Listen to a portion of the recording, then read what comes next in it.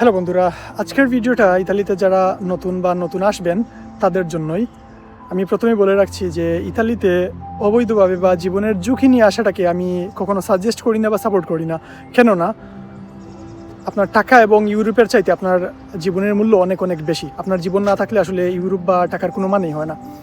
So ইতালিতে আপনি নতুন আসার পরে আপনার করণীয়টা কি, যেটা আসলে অনেক বাঙালি ভাইয়েরা আমরা আসলে কাউকে সাজেস্ট করি না, যেটা আসলে খুবই খুবই গুরুত্বপূর্ণ।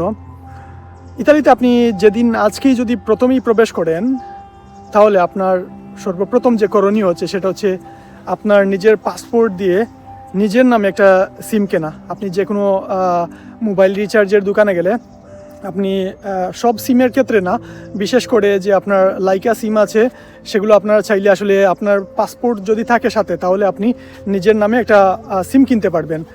আর এটা হচ্ছে আপনার এমন গুরুত্বপূর্ণ একটা জিনিস, আমরা বাঙালিরা আসলে এটা ফলোই করি না। আমরা যখন ইতালিতে প্রবেশ করলাম তখন দেখা যায় যে আমার গ্রামের খালাতো মামাতো ভাই বা যে কেউ আছে তার কাছ থেকে আমরা একটা সিম ধার নিয়ে আমরা সেই সিম নিয়ে আমরা ইউজ করি, যেটা আসলে কখনো উচিত না। কেননা আপনার নামে যখন আপনার সিম থাকবে, এটা আপনার একটা ডেটা। ইতালিতে আপনি কবে প্রবেশ করেছেন বা আপনার নামের এই সিমটা, এটা এতটা গুরুত্বপূর্ণ। ইন ফিউচারে আপনার অফিসিয়াল যত ডকুমেন্টস বা কল বা এই সংক্রান্ত যদি কোনো তথ্য আসে, সেটা আসলে ওই সিমেই আসবে। যদি ইন কেস কোনো কারণে আপনার সিমটা পরবর্তীতে লক হয়ে গেল, তখন আপনি আর এই সিমটা সহজে তুলতে পারবেন না, কেননা সিমটা আপনার নামে রেজিস্টার করা না। এরপরে দ্বিতীয় যে কারণটা হচ্ছে, জিনিসটা সবচেয়ে গুরুত্বপূর্ণ, এটা হচ্ছে আপনি যার বাসাতে আশ্রয় নিয়েছেন, আপনারা চেষ্টা করবেন যে কোনোভাবে তার বাসা থেকে একটা হসপিটালিতা, যেটাকে ইতালিয়ান ভাষা বলে হসপিটালিতা, বা আমি যদি ইংরেজিতে বলি হসপিটালিটি বা আতিথেয়তা, যে আপনি তার বাসাতে কিছু দিনের জন্য আছেন, 2 মাসের 3 মাসের জন্য আছেন, যে সাময়িক সময়ের জন্য একটা হসপিটালিতা গ্রহণ করবেন। এবং হসপিটালিতা এটা এতটাই যে গুরুত্বপূর্ণ যে আপনি যদি রাস্তাঘাটে, কারণ আপনি ইতালিতে আসার পরে আপনার কাছে কোনো ডকুমেন্টস থাকবে না, আপনি কার বাসায় আছেন, আপনার কাছে এই হসপিটালিতা থাকলে আপনি তখন অ্যাজাইলামের জন্য আবেদন করতে পারবেন। এবং আপনার এই হসপিটালিতা ছাড়া কখনো কোনো অবস্থাতে অ্যাজাইলাম গ্রহণ হবে না। এবং ইতালির যে নিয়ম হচ্ছে সেটা হচ্ছে আপনাকে 1 সপ্তাহ 2 সপ্তাহের মধ্যে আপনাকে অবশ্যই আপনার যদি কোনো ডকুমেন্টস ইতালিতে না থাকে, তাহলে আপনি যে কোনো বাসা থেকে যার কাছেই আছেন, যার আশ্রয়ে আছেন, তার কাছ থেকে একটা হসপিটালিতা গ্রহণ করবেন। এবং এই হসপিটালিতা, যে আপনি এতদিন যাবৎ এখানে আছেন, এই অমুক তারিখ থেকে অমুক তারিখ পর্যন্ত এই বাসায় আছেন, যেটা আসলে ইতালিতে ভবিষ্যতে আপনার এমন গুরুত্বপূর্ণ হবে যেটা আপনি কল্পনা করতে পারবেন না। কেননা ইতালিতে আমরা সবাই জানি, কম বেশি যারা পুরাতন আছে সবাই জানে, যে ইতালিতে 5-7 বছর 8 বছর 10 বছর পর সানাতোরিয়া হচ্ছে অবৈধদের বৈধ করার একটা সিস্টেম। যে তখন এই সানাতোরিয়া আপনি যদি অ্যাপ্লাই করতে চান এবং নিজেকে সেখানে যে করতে চান, তখন আপনাকে প্রমাণ করতে হবে যে আপনি ইতালিতে ঠিক অমুক তারিখের আগ পর্যন্ত আপনি ইতালিতে প্রবেশ করেছেন এবং অমুক তারিখের আগে থেকে আপনি ইতালিতে বসবাস করেন। আপনি যদি এটা প্রমাণ করতে পারেন, তখনই আপনি আসলে সানাতোরিয়ার জন্য প্রযোজ্য হবেন। সো আপনার যদি এখন চিন্তা করে দেখেন, আপনার যদি হসপিটালিটা থাকে বা আপনার যদি একটা সিম বা যে কোনো একটা রিচিভুতা বা একটা রিসিপ্ট যদি থাকে, তখন আপনি আসলে খুব ইজিলি এটা প্রুভ করতে পারবেন যে আমি আসলে ঠিক অমুক তারিখ থেকে অমুক তারিখ পর্যন্ত আমি ইতালিতে আছি বা আমি ইতালিতে বসবাস করতেছি। সো এটা আপনার জন্য খুবই খুবই গুরুত্বপূর্ণ। কিন্তু আমরা বাঙালিরা আসলে ইতালিতে প্রবেশ করার পরেই আমরা যে জিনিসটা সর্বপ্রথম যে করি, সেটা হচ্ছে কি, আমরা ওই যে কেউ বৈধভাবে অবৈধভাবে আসছি, 10-20-30 লাখ টাকা পর্যন্ত খরচ করে আসছি, কিন্তু আমাদের সর্বপ্রথম আমাদের যে টার্গেট থাকে যে কিভাবে আমরা আসলে কাজে যোগদান করব। এবং আমাদের বাংলাদেশের মানুষের একটা প্রথমেই যে চিন্তা ভাবনা থাকে, আমি যদি ইতালিতে প্রবেশ করি, ইতালিতে যেদিন থেকে প্রবেশ করব তার পরের দিন থেকেই হয়তো আমাকে মাসে 1 লাখ 2 লাখ টাকা মাসে ইনকাম করতে হবে। সো আমাদের চিন্তা ভাবনাটা এইরকম থাকে, যার কারণে আমরা সবচেয়ে গুরুত্বপূর্ণ যে জিনিসগুলো যেগুলো আমরা করি না, এবং পরবর্তীতে ইন ফিউচারে আমরা সেগুলো নিয়ে অনেক সাফার করি।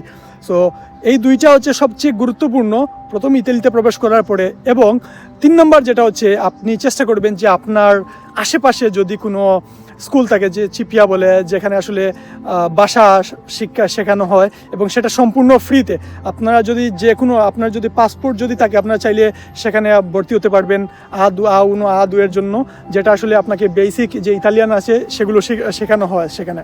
সো এই ইতালিতে আপনি যেদিন থেকে প্রবেশ করবেন, আপনার যদি আসলে ভাষাগত কোনো দক্ষতা যদি না থাকে, আপনি যতই ইংরেজি পারেন বা অন্য যে কোনো ভাষা পারেন, এটা টোটালি মানে অ্যাকসেপ্টেবল না। ইতালিতে আপনি আসবেন, আপনাকে অনলি ইতালিয়ান, আপনাকে ইতালিয়ান ছাড়া আর কোনো ভাষা এখানে আপনি ইউজ করতে পারবেন না। যদিও কেউ যারা নতুন আছে তারা হয়তো জানেন না যে আপনি যদিও ইতালিয়ান জানেন, ইংরেজি জানেন, অনেকের ক্ষেত্রে সেটা আসলে অনেক সময় অনেক মানুষ সেটা ইউজ করে না, কারণ তারা ইংরেজি কোনো কিছুকে তারা প্রায়োরিটি দেয় না, তারা নিজের ভাষাকে মানে সবসময় তারা অগ্রাধিকার দেয়। সো আপনাকে এই দেশে বসবাস করতে হলে, এই কাজের ক্ষেত্রে হোক, যে কোনো জায়গাতে হোক, আপনি হসপিটালে যাবেন, যে কোনো জায়গাতে যাবেন, আপনার ইতালিয়ান ভাষা ছাড়া আপনার কোনো কিছু করা সম্ভব না। সো আপনাকে যে কোনোভাবে আপনার ইতালিয়ান ভাষাটা আপনাকে শিখতে হবে। এবং তা ফোর্থ যে জিনিসটা সেটা হচ্ছে, আপনার যদি আমি এই যে জিনিসগুলো বললাম, আপনার যদি কেউ ক্যাম্পে থাকেন বা লাগারে থাকেন সেটা অন্য বিষয়। আমি কিন্তু ক্যাম্পের বাহিরে যারা আছেন বা যারা অন্য যে কোনোভাবে ইতালিতে আসছেন, এসে এখন নতুন ক্যাম্পের বাহিরে আছেন, তাদের জন্য কথাগুলো বলছি। আপনারা যদি ক্যাম্পে থাকেন তখন আসলে ওই লাগারের যারা দায়িত্বরত আছে তাদেরই এটা দায়িত্বের মধ্যে যে আপনাকে তারা হসপিটালিতে লাগবে না, তারা আপনি যে ক্যাম্পে আছেন সেখানের অ্যাড্রেস দিয়ে একজন আইনজীবীর মাধ্যমে তারা আপনাকে ওই ফিঙ্গার দেওয়াবে, অ্যাজাইলাম করাবে, সেটা অন্য বিষয়। কিন্তু আপনি যদি ক্যাম্পের বাহিরে থাকেন তখন এই যে 3-4টা কাজ বললাম, এই 3টার পরে সর্বপ্রথম হচ্ছে আপনি যে হসপিটালিটা নিলেন, হসপিটালিটা নেওয়ার পরে সর্বপ্রথম আপনি আপনার পাশের আপনি যে শহরে আছেন, যে প্রভিন্সিয়াতে আছেন, এই কোয়েস্তুরার আন্ডারে আপনি একজন আইনজীবীর শরণাপন্ন হয়ে যত তাড়াতাড়ি সম্ভব আপনি অ্যাসাইলামের জন্য আবেদন করবেন। কেননা আপনি যদি এই দেশে যদি আপনার কোনো ডকুমেন্টস না থাকে, অ্যাটলিস্ট আপনি অ্যাসাইলামের জন্য আবেদন করেছেন, এটা অন্তত আপনাকে দেখাতে হবে। আপনি যদি বাইরে বের হন, পুলিশ আপনাকে যদি কন্ট্রোল করে, চেক করে, তখন আপনাকে তো কোনো না কোনো ডকুমেন্টস আপনাকে শো করতে হবে। সো এটা হচ্ছে ইতালির নিয়ম যে আপনি 1 সপ্তাহ 2 সপ্তাহের মধ্যে আপনাকে অবশ্যই এই জিনিসগুলো অবশ্যই করতে হবে। এখন অনেকগুলি বাইরে আছে যারা আসলে ইতালিতে আসার পরে আমরা প্রথমেই চিন্তা করি, আমি নিজের কথাই বলছি, যে কিভাবে আসলে টাকা রোজগার করা যায়, বৈধ হোক অবৈধ হোক সেটা কোনো বিষয় না।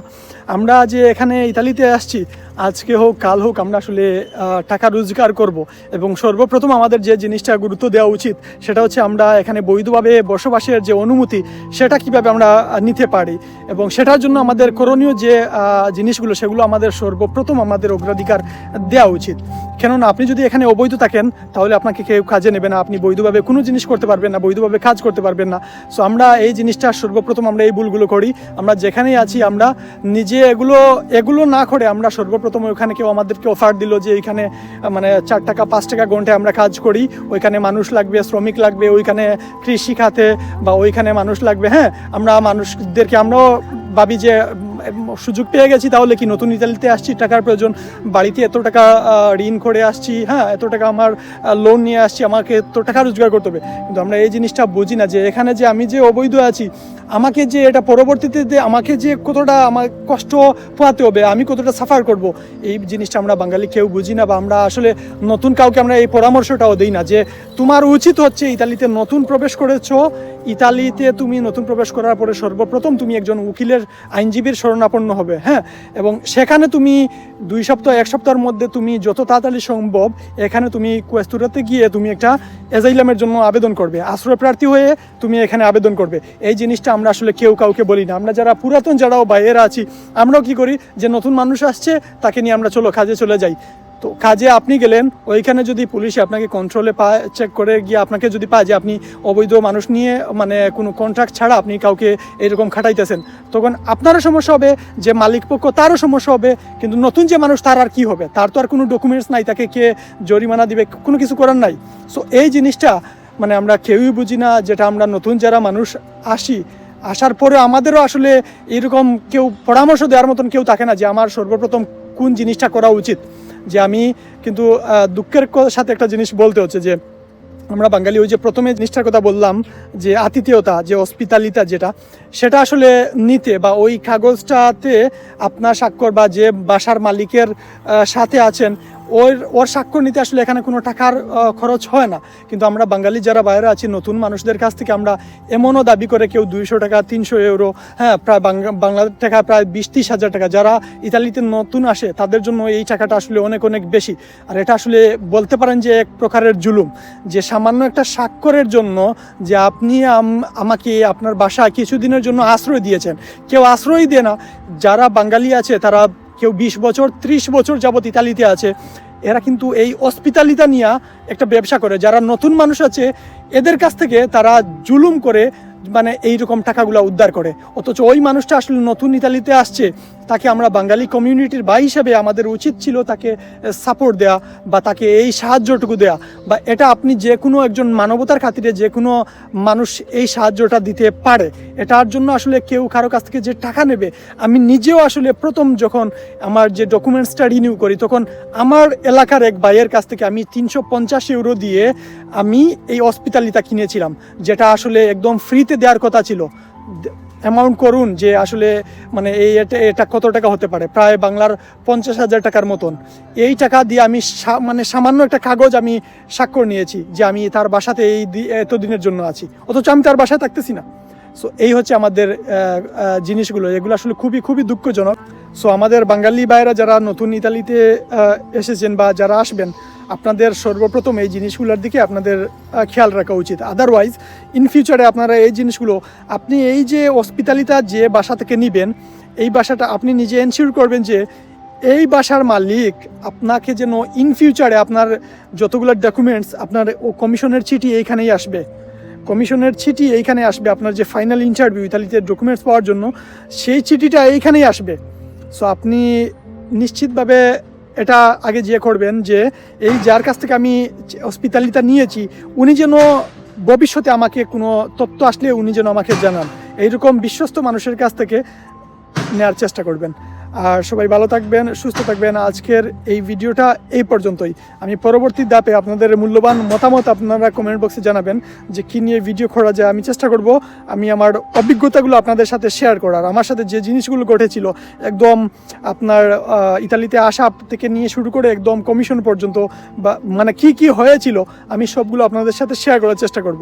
ভালো থাকবেন। আজকের মতন এখানেই বিদায় নিচ্ছি। আসসালামু আলাইকুম।